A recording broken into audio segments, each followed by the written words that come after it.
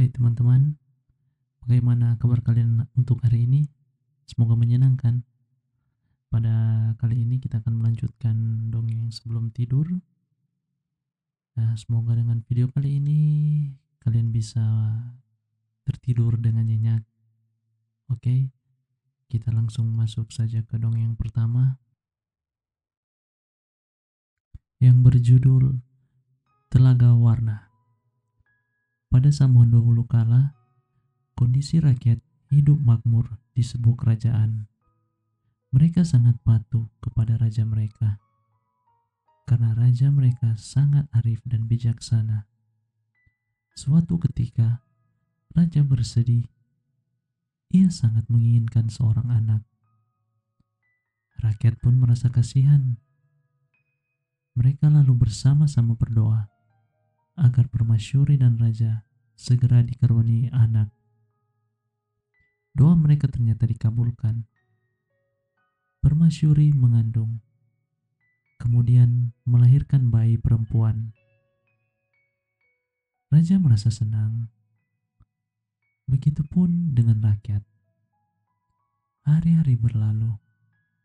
Sang putri tumbuh menjadi gadis dewasa. Sayangnya, limpahan kasih sayang dari kedua orang tua dan rakyat membuat sang putri menjadi gadis yang manja. Apapun yang dia minta harus selalu dipenuhi. Bahkan, tak segan-segan sang putri menyakiti hati para pelayan dan kedua orang tuanya. Meskipun sang putri bersikap semena-mena, rakyat tetap menyayanginya. Mereka justru membuat sebuah kalung yang sangat cantik untuk putri dan permasyuri.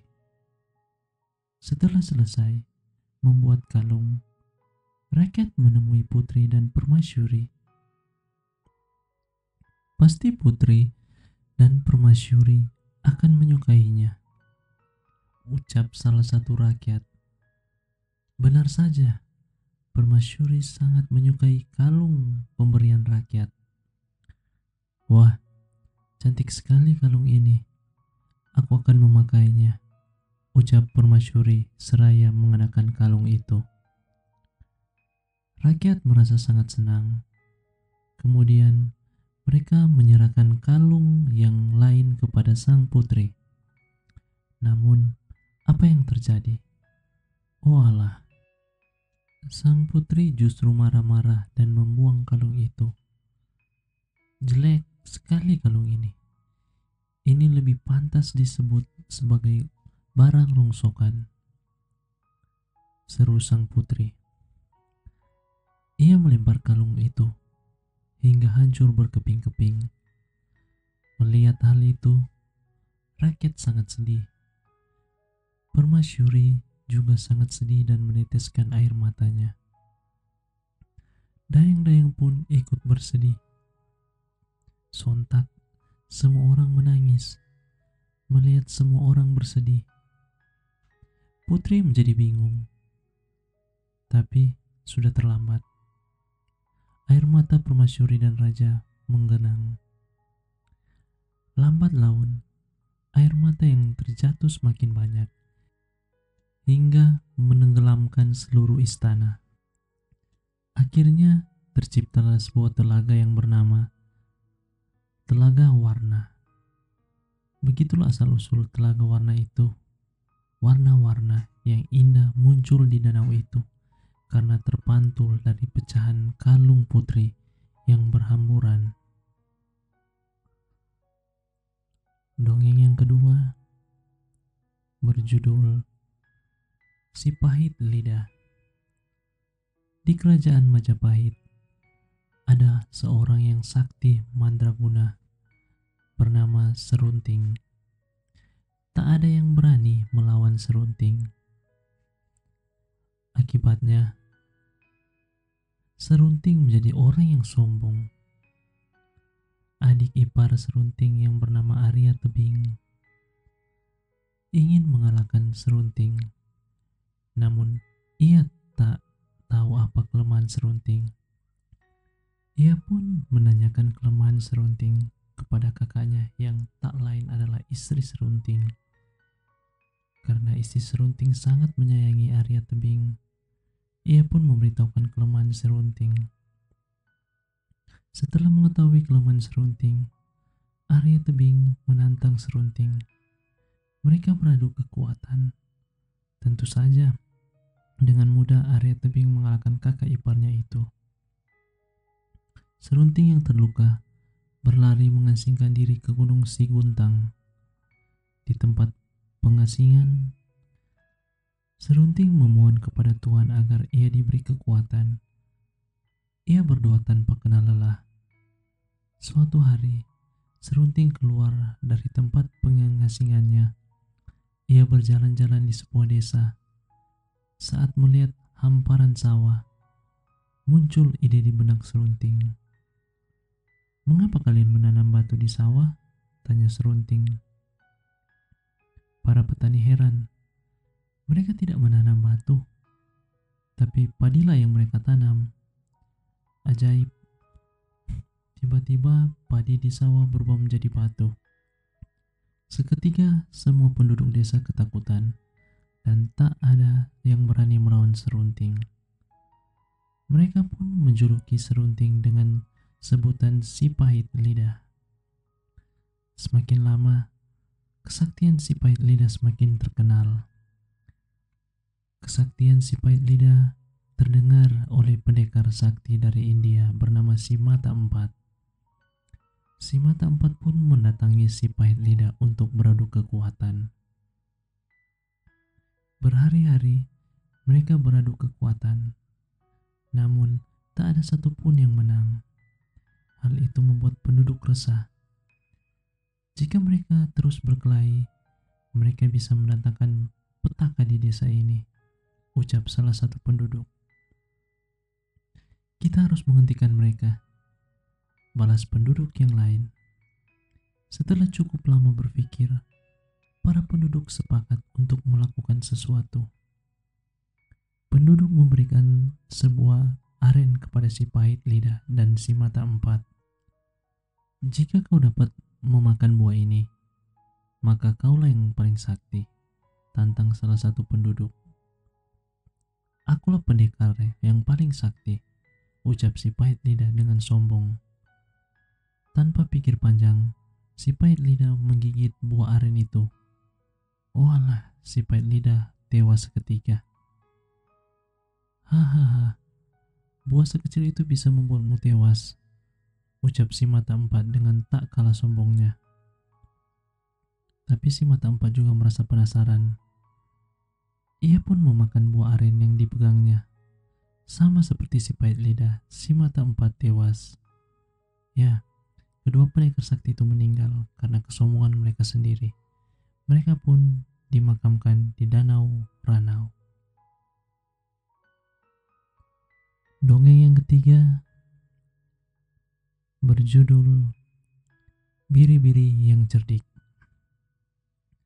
Di hari yang sudah sore, tampak harimau tengah berjalan pulang ke rumahnya.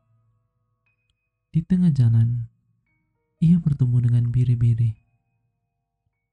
Harimau yang tak pernah melihat biri-biri pun merasa heran. Harimau mendekati biri-biri. "Siapakah kau? Mengapa kau sendirian di hutan?" tanya harimau. Sebenarnya biri-biri ketakutan melihat harimau. Tapi jika ia berlari, pasti harimau akan menganggap binatang lemah dan menerkamnya. Biri-biri pun berpura-pura berani. "Aku adalah induk biri-biri, penguasa hutan," ucap biri-biri dengan suara yang lantang dan dibuat seram. Mendengar jawaban itu, harimau ketakutan. Ia berlari tunggang langgang menjauhi biri-biri. Tanpa sengaja, harimau menabrak serigala. Mereka pun terjatuh bersama. "Mengapa kau berlari, harimau? Seperti baru melihat hantu saja," tanya serigala. "Ini lebih seram dari hantu. Aku bertemu induk biri-biri. Jelas harimau. Sontak serigala tertawa terpingkal-pingkal. Hahaha, kau telah dibodohi oleh biri-biri. Biri-biri adalah binatang yang lucu. Dagingnya pun sangat enak. Lebih baik kita temui dia sekarang. Kebetulan aku sedang lapar, ajak serigala. Aku tidak mau. Bisa-bisa kita yang menjadi santapannya, ucap harimau, masih ketakutan. Kau tenang saja, kita tangkap biri-biri itu bersama-sama, bujuk serigala. Namun harimau masih takut. Serigala kembali meyakinkan harimau. Ia mengikat ekornya dengan ekor harimau, agar harimau yakin bahwa serigala tak akan meninggalkannya. Harimau dan serigala kemudian bergegas menemui biri-biri. Serigala memimpin di depan, sedangkan harimau berjalan di belakang serigala. Biri-biri terlihat tengah asik merumput. Ia kembali ketakutan karena harimau membawa serigala. Tapi ia berusaha tetap tenang. Ia pun mencari akal untuk membuat keduanya takut. Hei serigala, kenapa kau baru datang? Tidakkah kau tahu bahwa anakku sudah sangat lapar? Tapi, kenapa kau hanya membawa satu harimau? Bukankah aku meminta 2 harimau? Tanya biri-biri dengan nada yang dibuat menakutkan. Mendengar ucapan biri-biri, harimau bertambah takut. Ia hendak berlari kencang meninggalkan serigala. Semakin panik harimau saat menyadari bahwa ekornya dengan ekor serigala saling terikat. Lepaskan aku. Aku tak mau menjadi santapan biri-biri, teriak harimau. Serigala mencoba mencegah harimau, tapi sia-sia saja. Harimau langsung berlari melarikan diri dari induk biri-biri, hingga serigala ikut tertarik. Ah! Teriak harimau sambil berlari dengan sangat kencang. Kita masuk ke dongeng berikutnya yang berjudul Penolong yang Hanya Bisa Berkata Tidak. Suatu hari di India, Raja Mahendra pergi berburu di tengah hutan. Raja Mahendra berusaha mengejar seekor kijang. Namun, kakinya terperosok ke dalam lubang yang dalam. Ia berteriak sekeras-kerasnya, tapi pengawalnya tidak mendengarkannya. Selagi Raja Mahendra merenungi nasibnya, ia melihat seorang berdiri di tepi lubang. Hei, aku Raja Mahendra, tolong naikkan aku, teriak Raja Mahendra. Tidak, jawab orang itu. Raja marah, namun orang itu lenyap. Tidak lama kemudian, seutas tali jatuh ke dalam lubang. Raja menaiki tali itu. Awalnya ia mengira itu pengawalnya. Namun, ternyata orang tadi yang melemparkan tali. Jadi kau mau menolongku? Tanya sang raja. Tidak, jawab si penolong. Raja kebingungan. Katanya tidak. Mengapa memberi tali? Apa boleh buat? Yang penting orang itu mau menolongnya. Maukah kau kubawa ke kerajaan? Tawa raja. Tidak, jawab si penolong, tapi kepalanya mengangguk tanda setuju. Akhirnya Raja Mahendra sadar bahwa orang itu hanya bisa berbicara kata tidak. Si penolong lalu dibawa ke kerajaan. Sampai di kerajaan, Raja Mahendra memanggil pelatih kerajaan. Patih, tolong berikan pekerjaan pada penolongku. Ia hanya bisa berkata tidak, sabda raja. Patih berpikir keras. Pekerjaan apa yang sesuai dengan orang ini? Setelah merenung beberapa saat, Patih tersenyum dan berkata, bukankah Paduka bermaksud mengadakan sayembara untuk mencari calon suami bagi sang putri? Tetapi sampai kini Paduka belum menemukan jenis sayembaranya. Benar, Paman Patih. Aku ingin mempunyai menantu yang sakti dan pandai. Tetapi apa hubungannya hal itu dengan sayembara? Tanya raja. Peserta yang telah lulus ujian kesaktian harus bisa memasuki istana sang putri dengan cara membujuk penjaganya, kata Pati. Nah, manusia satu kata itu yang kita jadikan penjaga. Katanya, pada hari yang ditentukan, peserta sayembara sudah berkumpul. 3 orang pangeran gagah berani telah lulus ujian kesaktian. Mereka tinggal melewati ujian kedua, yaitu masuk istana sang putri dengan cara membujuk penjaganya. Ketiga pangeran dibawa ke depan pintu gerbang istana sang putri. Setiap pesertanya boleh mengucapkan 3 pertanyaan kepada penjaga istana sang putri. Penjaga yang baik, bolehkah aku masuk ke istana sang putri? Tanya peserta pertama. Tidak, jawab orang itu. Aku beri emas sebanyak yang kamu mau, asal aku diperbolehkan masuk, bujuk lagi. Tidak, kata si penjaga. Pertanyaan tinggal 1. Kau akan kujadikan senopati di kerajaanku, asal aku boleh masuk, kata si peserta pertama. Tidak, jawab si penjaga. Peserta pertama gugur. Ia mundur dengan lemah lungai. Peserta kedua juga gagal menghadapi penjaga yang hanya bisa berkata tidak. Tiba peserta ketiga. Ia adalah pangeran gagah dan tampan di negeri seberang. Ia menyadari bahwa penjaga istana sang putri adalah orang yang hanya bisa berkata tidak. Ia pun mempersiapkan pertanyaan yang jitu. Wahai penjaga, jawablah pertanyaanku baik-baik. Tidak dilarangkah aku masuk ke istana sang putri? Tanya dengan suara mantap. Tidak, jawab si penjaga. Seketika itu, sorak-sorai penonton bergemuruh mengiringi keberhasilan pangeran muda yang gagah dan tampan. Raja Mahendra sangat senang karena calon menantunya itu sakti dan pandai. Sayembara usai, pangeran menikah dengan sang putri Raja Mahendra. Sementara si penolong yang hanya berkata tidak mendapatkan penghargaan dari raja dan diangkat menjadi penjaga istana sang putri selamanya. Kita lanjut dongeng berikut yang berjudul Cerita Dongeng Si Kancil dan Buaya. Alkisah, buaya dan kancil tinggal di wilayah yang sama. Sudah lama buaya mengincar kancil untuk dijadikan santapannya. Namun, kancil selalu bisa menghindari kejarannya. Ia adalah hewan yang banyak akal, sehingga buaya selalu kesulitan untuk menangkapnya. Meskipun selalu lolos dari kejaran buaya, namun lama-lama kancil merasa khawatir juga.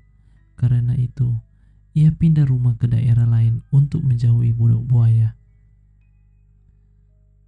Ia tinggal di bawah sebuah pohon besar di hilir sungai. Awalnya, buaya merasa bingung karena tidak melihat kancil di tempat biasanya.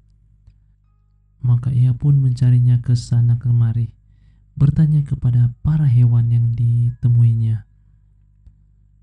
Oh kancil, pindah ke pohon di dekat hilir sungai, kata burung kecil yang ditanya oleh buaya.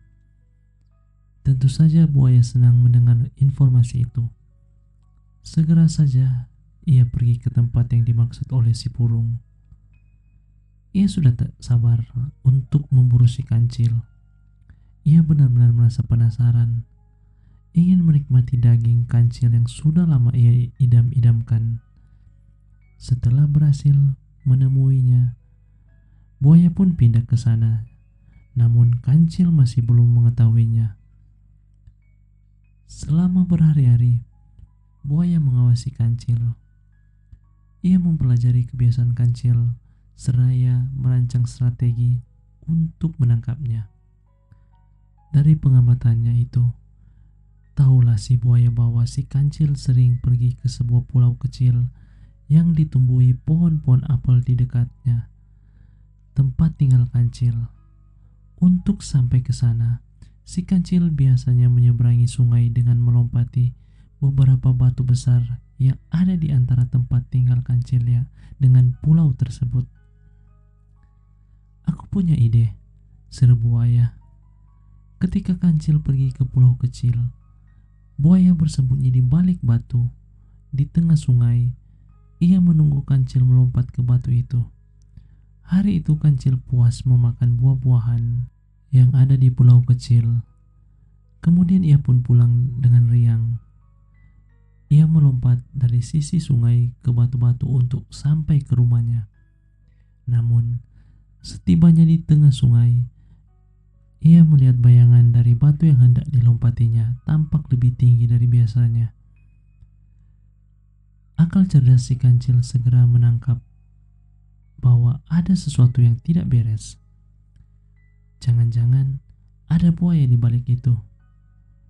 Batin kecil curiga. Setelah berpikir, ia berhasil mendapatkan akal. Ia berteriak ke arah batu. "Hai batu, gimana kabarmu?" Hening, tidak ada jawaban. Kancil kemudian bertanya lagi, "Ada apa, batu sahabatku?" "Biasanya kau menjawab sapaanku." "Oh, jadi biasanya batu ini berbicara." Batin buaya yang sedang berdiam diri di batu itu. "Kalau begitu, aku harus berpura-pura menjawab supaya kancil tidak curiga." "Halo juga kancil," jawab buaya. Kancil terkikik dalam hati melihat kebodohan buaya. Lantas ia berkata, "Jadi kau ada di situ, ya buaya? Tak kusangka kau mengejarku sampai ke sini." Buaya kaget. Rupanya penyamarnya sudah ketahuan.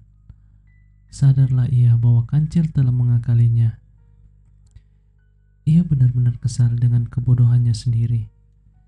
"Ya, aku mengejarmu ke sini karena ingin memakanmu," sahut buaya jengkel.